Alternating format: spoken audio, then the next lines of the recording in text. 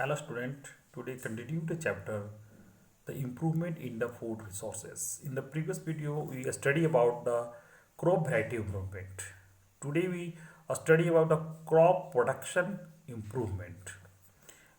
You know that only good variety of the crops not sufficient for the improvement of the food resources. Second, need for the production management is the way also importance for the improvement of the food resources. We know that our country is the depend on the agriculture, but the farming ranging the very small and large farming, large farming. Different farmer does the more or less land and have the money, and the less informations and technology use. That means they are they that therefore their production practice can be different level, that with the no cost production, low cost production, and high cost production practice. That means our India, the different type of the three type of the different three level of the use for the improvement of the food resources. In this chapter, we discussed the every pointed. Crop production improvement you categorize in the three form. First of all, nutrient management. Second is irrigations, and third is cropping pattern. There are three basic fundamental things for the production of the improvement. Nutrient management, you know that the nutrient is important for the growth of the plant. They are the in India. They are the two way of ways they use for the nutrient. First is the manure, and the second is fertilizer. Manure is a uh, very good things for the management of the nutrient in the soil. They are the two type, the compost and green manure. Fertilizer, you very well know that is the artificial, the making in the factories. Irrigations in our country, irrigation depend on the well, canal, and underground water. Cropping pattern will also use for the helping the improvement of production of the food resources. First is the crop rotation, second is the mixed cropping, third is intercropping, and fourth in multiple cropping. We discuss one by one.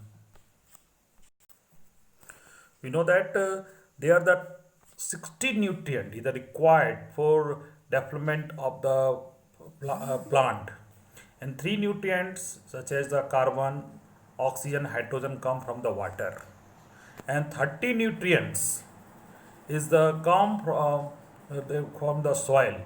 They are the 13.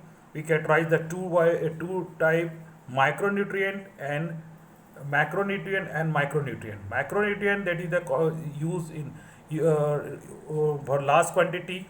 You need to large quantity, and for the plant, and macronutrient they use in very small amount, just such as they are the air, carbon and oxygen come from the air, water also come hydrogen and oxygen, soil, by the soil they are the two type of macro nutrient, that is nitrogen, phosphorus, potassium, calcium, magnesium, and sulfur. They need to large amount for the plant, and that is the micronutrient, the iron, magnesium, boron, and zinc, and carbon, and molybdenum and chlorine is the use by the plant with very small amount.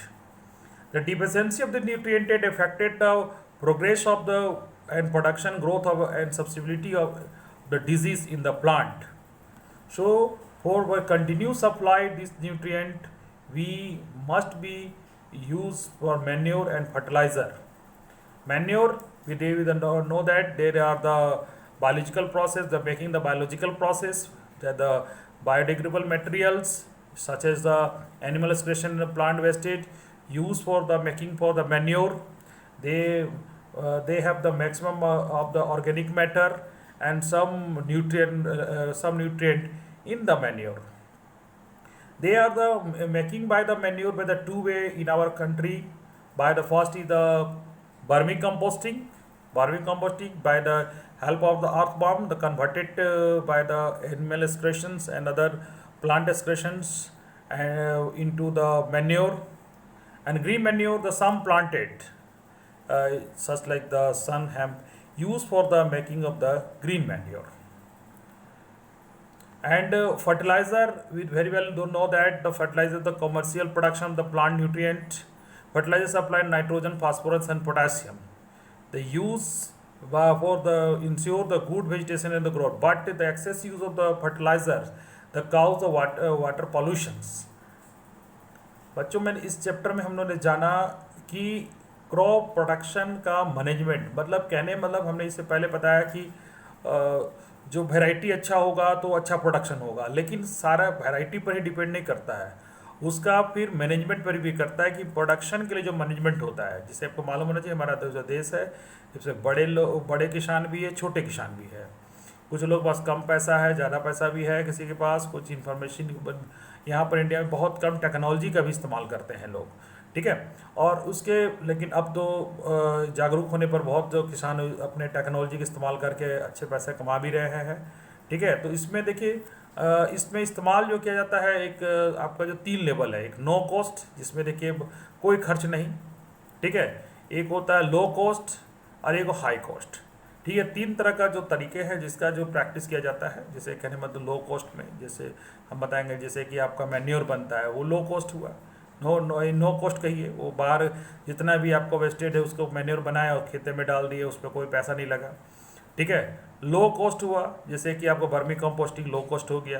High cost हो गया जैसे कि आपका हम लोग ये जो इस्तेमाल करते हैं जस्ट फर्टिलाइज़र, हाई कॉस्ट हो गया। यहाँ तक कि हम लोग डीजल पंप से जो करते हैं, अगर पानी बरसे के पानी से खेती हो गई तो फिर आपका कोई कॉस्ट नहीं, नो कॉस्ट नहीं, कहने मतलब 3 तरह का लेवल है हमारे इंडिया में, जिसमें नो कॉस्ट, लो कॉस्ट और हाई कॉस्ट, 3 कॉस्ट पर होता है आपका प्रोटेक्शन प्रैक्टिस है।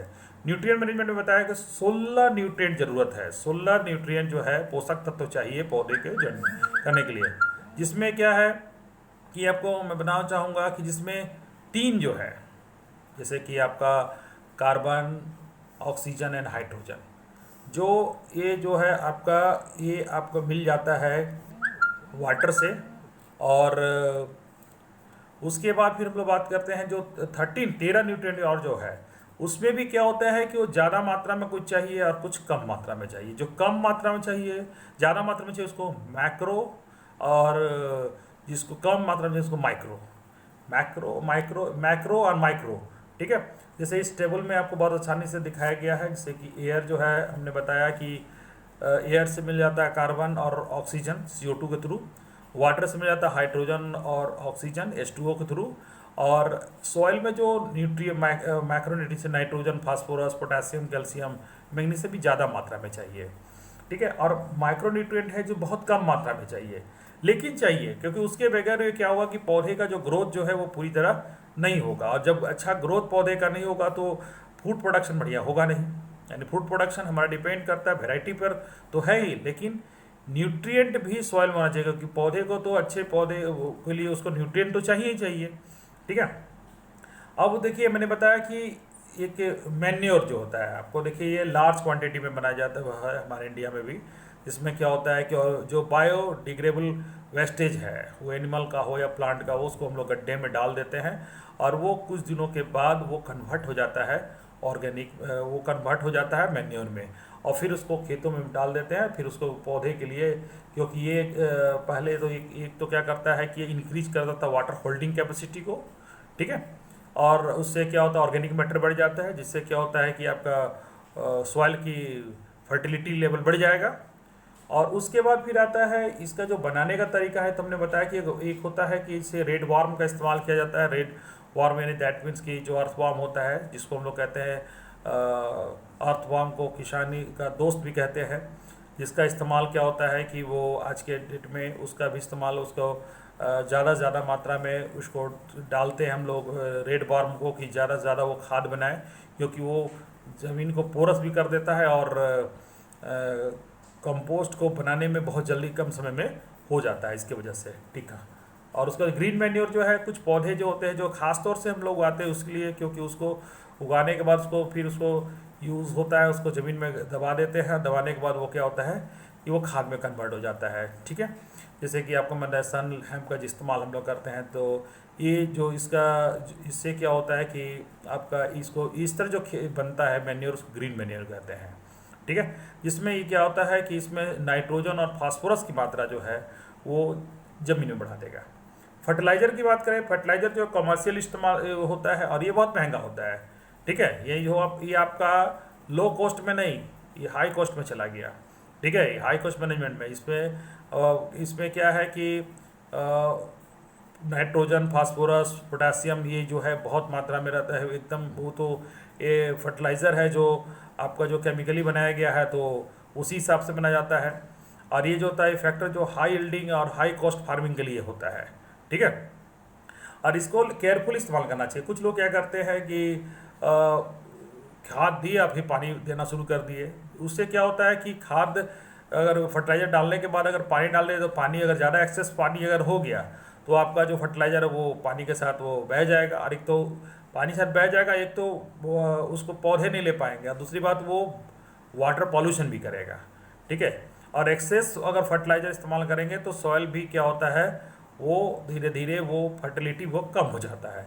ये शॉर्ट टर्म बेनिफिट के लिए फ़ायदेमंद है, लेकिन लॉन्ग टर्म बेनिफिट के लिए आपका मैन्योर ही बहुत अच्छा है जो मेंटेन करता है सॉइल फर्टिलिटी पर।